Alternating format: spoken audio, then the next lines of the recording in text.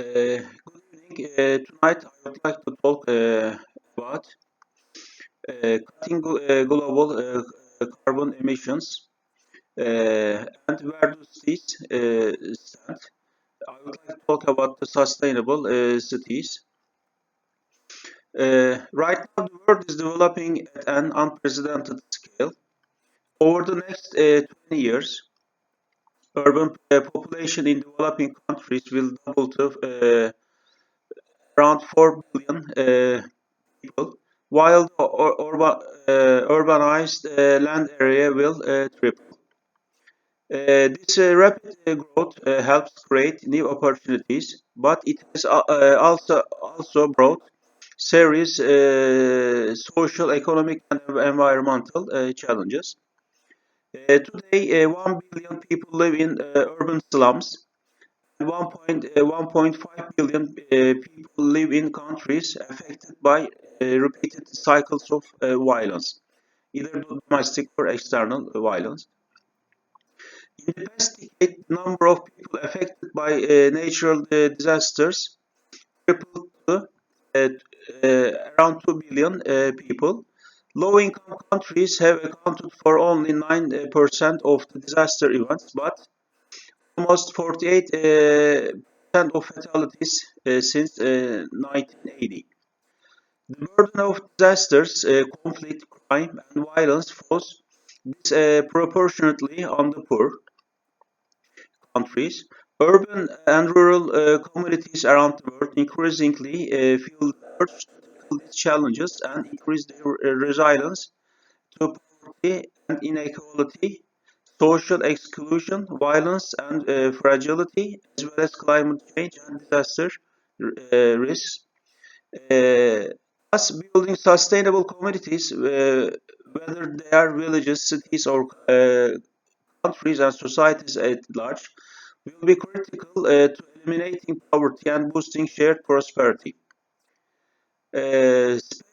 Specifically, the concept of sustainable cities and communities of the World Bank's Urban Disaster Risk Management, Resilience and Land Global Practice (GPURL) includes four major dimensions. First, sustainable communities are environmentally sustainable in terms of cleanliness and efficiency. Second, sustainable communities are resilient to social, economic, and natural shocks. They are well prepared for natural disasters, which are increasing in intensity and frequency due to the climate change. Thirdly, sustainable communities are inclusive communities. They bring all dimensions of society and all groups of people, including the marginalized and vulnerable, into their markets, their services, and their development.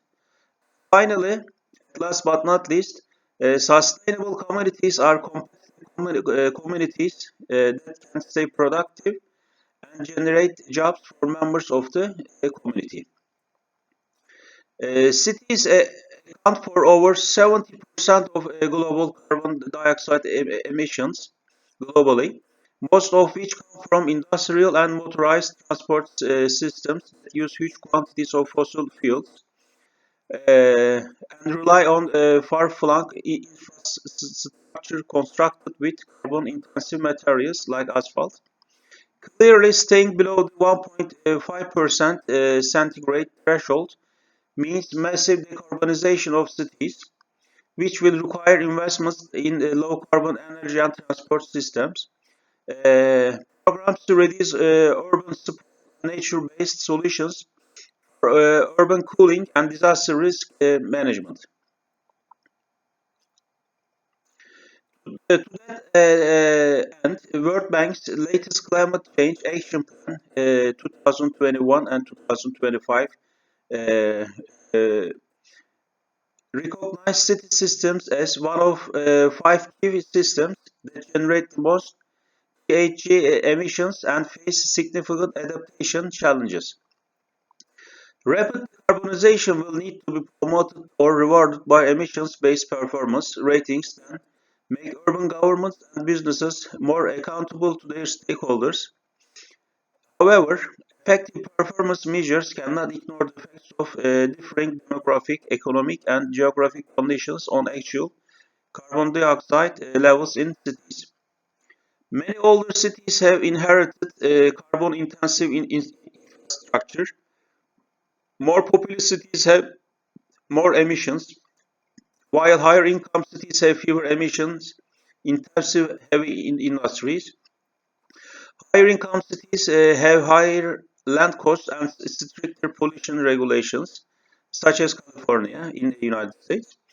And cities in particularly cold or hot climates produce more emissions from energy for heating or cooling, such as Mongolia's capital city.